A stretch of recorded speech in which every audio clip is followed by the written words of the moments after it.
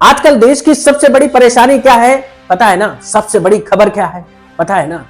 Indigo airlines की crisis. Airports पर हालात इस तरह खराब हो चुके हैं कि व्यवस्थाएं जो बनाई गई हैं उन व्यवस्थाओं को किस तरह से लचर बनाया जा सकता है, किस तरह से सरकार सरेंडर कर सकती है और किस तरह से कंपनी कोई ब्लैकमेल कर सकती है सरकार को, यह सब कुछ दिख गया।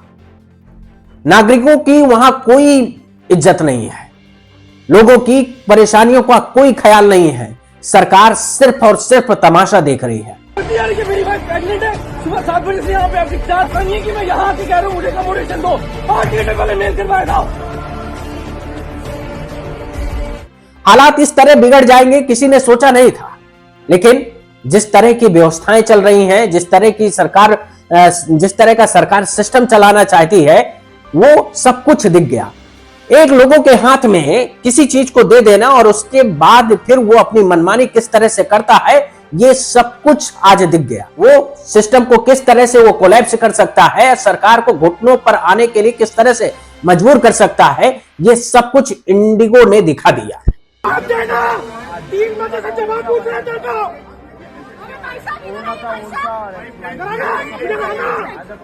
देश की सबसे बड़ी एयरलाइंस कंपनी इंडिगो के ऑपरेशन में लगातार 5वें दिन भी इसी तरह की समस्याएं देखने को मिल रही हैं। कोई सुधार नहीं है, कोई राहत नहीं है लोगों को। जो लोग अभी भी एयरपोर्ट पर फंसे हुए हैं उनके लिए उसी तरह के बदइंतजामी साफ दिख रही है। लोग घंटों इंतजार कर रहे हैं, लोगों को रुकने तक की व्यवस्थाएं नहीं मिल रही हैं। कहा जा रहा है कि होटल की व्यवस्था है, लेकिन होटल्स में जाइए तो कहा जा रहा है कि आज तो हमारा दिन है, हमको भी लूटने का मौका मिला है तो हम भी लूट रहे हैं। बाकायदे एयरलाइंस में लूट तो मची ही हुई है, लेकिन जिस तरह की अव्यवस्थाएं फैली हैं उससे और लोगों को भी मौका लूटने का मिला है। लेकिन सवाल है कि नागरिकों के लिए क्या किया जा रहा है। दिल्ली, मुंबई, बेंगलुरु, चेन्नई एयरपोर्ट्स पर हालात इस तरह बने हुए हैं जैसे कि आप अव्यवस्थाएं उस समय देखते हैं जब त्योहारों में लोग परेशान होते हैं एक जगह से दूसरे जगह जाने के लिए। उस तरह के हालात एयरपोर्ट्स पर बना दिए गए हैं, लोग परेशान हो रहे हैं। इंडिगो की इस क्राइसिस को आप समझ सकते हैं किस तरह की परेशानियों से लोग परेशान हो रहे हैं। लेकिन पिछले 4 दिनों में रद्द उड़ानों की संख्या जो है 2000 से ज्यादा हो गई है। सोचिए 2000 का मतलब अगर आप मिनिमम इसमें एक फ्लाइट में 100 लोगों को मान ले तो 2000 फ्लाइट्स का रद्द होना मतलब कि 2 लाख लोग सीधे तौर पर प्रभावित हो रहे हैं। लेकिन यह संख्या कहीं और ज्यादा है, कहा जा रहा है कि करीब 3 लाख लोग सीधे तौर पर प्रभावित हो रहे हैं। इतना ही नहीं, आज और कल में इंडिगो की 25 से 30% से ज्यादा फ्लाइट्स रद्द या लेट हो सकती हैं। पिछले 4 दिनों में रोजाना एवरेज 500 फ्लाइट्स रद्द हो रही हैं, जो कि आज और कल मतलब रविवार को बढ़कर ये 600 तक संख्या पहुंच सकती है। इसका मतलब है कि अभी भी लाखों लोग इन फ्लाइट्स में परेशान होने वाले हैं। एयरपोर्ट्स पर लाखों लोग, इसका मतलब यह भी है कि एयरपोर्ट्स पर आज भी लाखों लोग फंसे हुए हैं, उनको कोई सुविधाएं नहीं मिल रही है। नमस्कार दोस्तों, मैं गंगा प्रसाद। सोचिए किस तरह के हालात देश में बना दिए गए हैं। इन हालातों से सरकार खुद नहीं निपट पा रही है तो क्या किया जा रहा है, क्या कहा जा रहा है। एक खबर डाली गई, टीवी चैनल्स पर लगातार चल रही है कि सरकार एक्टिव हो गई है, सरकार इस व्यवस्था को सुचारू रूप से चलाने की दिशा में आगे बढ़ रही है। इसमें सबसे बड़ी भूमिका क्या है? रेलवे की। रेलवे को सोचिए कि जो लोग एक शहर से दूसरे शहर जल्दी पहुंचना चाहते थे उन लोगों को कहां घसीट कर लाया जा रहा है। रेलवे ने 6 स्पेशल ट्रेनें चलाने का फैसला ले लिया है। वो रेलवे के जरिए ट्रेन का इस्तेमाल कर सकते हैं और अपने गंतव्य तक पहुंच सकते हैं। कहा जा रहा है कि उड्डयन मंत्री की जगह अब रेल मंत्री इस काम में लग चुके हैं। मैं कहता हूं कि जब आप त्योहारों में जिस तरह के रेलवे स्टेशन या बस अड्डों पर आप हालात देखते हैं तब कहा जाता है कि इतनी एक्स्ट्रा बसें चला दी गई हैं, इतने ट्रेन एक्स्ट्रा चला दी गई हैं, उनमें डिब्बे एक्स्ट्रा जोड़ दिए गए हैं। लेकिन व्यवस्थाएं जस का तस बनी रहती हैं, क्योंकि सरकार इन अव्यवस्थाओं से कभी निपटना नहीं चाहती है। वो जानती है कि 2 दिन का काम है, 3 दिन का काम है ये, और 3 दिन बाद ये सारी अव्यवस्था अपने आप ठीक हो जाएगी। सारी चीजें अपने तय समय पर, सारी चीजें अपनी व्यवस्था के अनुसार वैसे ही फिर से चलने लगेंगी।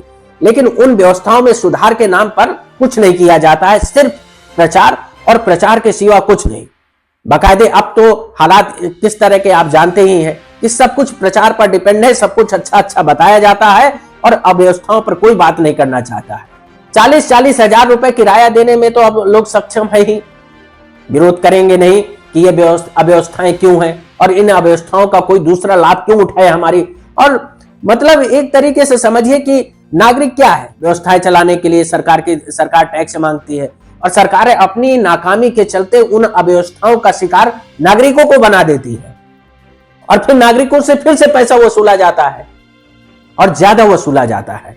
ये सरकार ने सिस्टम कहां नहीं लागू किया, रेलवे में लागू कर दिया खुद पैसा कमाने के लिए, एयरलाइंस को छोड़ दिया उनको कि आप जितना लूट सकते हैं लूट लीजिए, हम कुछ नहीं देखेंगे। तो ये सारी चीजें आप आज जो इंडिगो क्राइसिस पैदा हुई है उसके बाद आप सब देख रहे हैं। इस क्राइसिस के बीच एक हैरान करने वाली तस्वीर आई है, एक लड़की जो एयरपोर्ट्स पर खड़ी है और वो हंगामा कर रही है।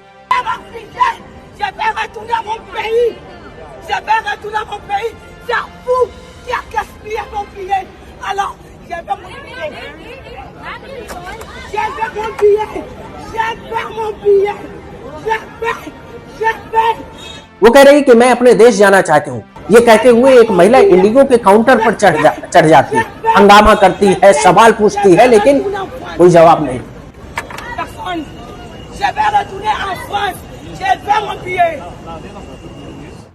सोचिए ये महिला कहाँ की है, आप अंदाजा लगाइए, इसके वेशभूषा से भी आपको पता चल जाएगा।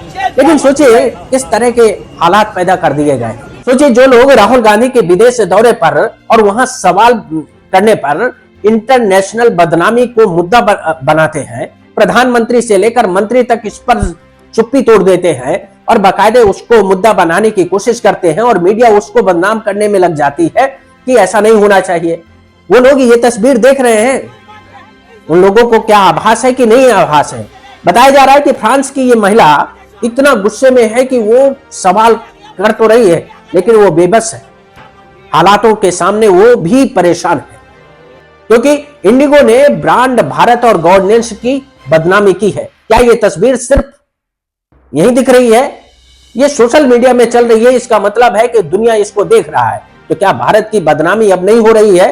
इंडिगो ने जिस तरह से सरकार के साथ खेल किया है, जिस तरह से सरकार को ब्लैकमेल किया है, वो तस्वीर सबको याद रखनी चाहिए। यह भी याद रखना चाहिए कि किस तरह से एक कंपनी पर निर्भरता सबसे ज्यादा बढ़ाने से हालात किस तरह के पैदा हो सकते हैं। सरकार इंडिगो जैसी कंपनी के सामने कितनी बेबस लाचार हो जाती है वो भी दिखाए। यह बहुत ही खतरनाक संकेत है कि कोई कंपनी कैसे सिस्टम को बंधक बना लेती है और नागरिकों को परेशान करती है और सरकार कुछ नहीं कर पाती। इंडिगो के हर मैनेजमेंट अधिकारी, पायलट और क्रू मेंबर को भी इस संकट के लिए जिम्मेदार माना जाना चाहिए। जो लोग इस पूरे मोनोपोली में, इस सिस्टम को बिगाड़ने में उनकी जो भूमिका रही है, जो उन्होंने कंपनी के साथ मिलकर जो जिस तरह से लोगों को परेशान करने का काम किया है, उन पर भी कार्रवाई होनी चाहिए। उनको बचाकर अगर आज बचा देते हैं तो फिर आने वाला समय कभी भी इसके लिए कंपनी को जिम्मेदार नहीं मानेगा, सीधे सीधे से सरकार को जिम्मेदार मानेगा। सरकार की नाकामी वैसे ही दिख रही है, सरकार लाचार दिख रही है, इसमें कोई दो राय नहीं है। लेकिन अगर इन लोगों को भी आपने छोड़ दिया तो फिर सारी जिम्मेदारी आपकी होगी। तो इसलिए सरकार को अपनी जिम्मेदारी समझना चाहिए, सरकार को यह बताना चाहिए कि कौन जिम्मेदार है। सवाल यह भी है कि अगर सरकार मजबूत है तो इंडिगो के ब्लैकमेलिंग के सामने सरेंडर करने के बजाय ऐसी मिसाल पेश करे जो सालों तक याद रखा जाए। वैसे एक तरीके से एक बात जो सामने आई वो ये कि इंडिगो की दबाव और रणनीति के सामने सरकार झुक गई। सरकार ने अपने नए निर्देश वापस ले लिए हैं। सरकार ने जो व्यवस्थाएं लागू करने के लिए दबाव बनाया था, जो नोटिफिकेशन जारी किया था, उसमें कई तरह की छूट दे दी गई है। इसका मतलब क्या है कि मोनोपोली का साइड इफेक्ट साफ दिखा। इंडिगो को पसंद नहीं आई नीति, तो उसने लोगों को परेशान किया और सरकार, जब लोग परेशान हुए तो सरकार उसके दबाव में आकर इंडिगो के सामने झुक गई, सरेंडर कर गई, लेट गई।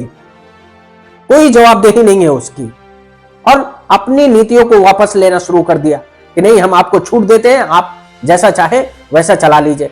और आज भी जब ये सब चीजें हो रही है तब भी हालात उसी तरह बने हुए हैं, क्योंकि लोगों के पास कोई विकल्प नहीं है। लोग उसी कंपनी के सहारे आज भी हैं, उनको रिफंड कहा जा रहा है कि रिफंड दिया जाएगा। लेकिन सवाल है कि जो लोग जहां जाना चाहते थे वो लोग वहां नहीं पहुंच पाएंगे, तो उस रिफंड का क्या मतलब है? हम तो पैसा इसलिए देते हैं ना कि सुविधाएं मिल सके, और सुविधाएं ही ना मिले तो फिर क्या मतलब है? अगर ये कंपनी आज जो कह रही है कि रिफंड ले लीजिए, वो कंपनी उसी दिन कह देती कि नहीं, टिकट नहीं है, हम नहीं व्यवस्थाएं दे सकते, इसलिए आप लोग हमारी कंपनी पर इन्वेस्ट मत करिए। सीधे सीधे से आप टिकट ही मत करते।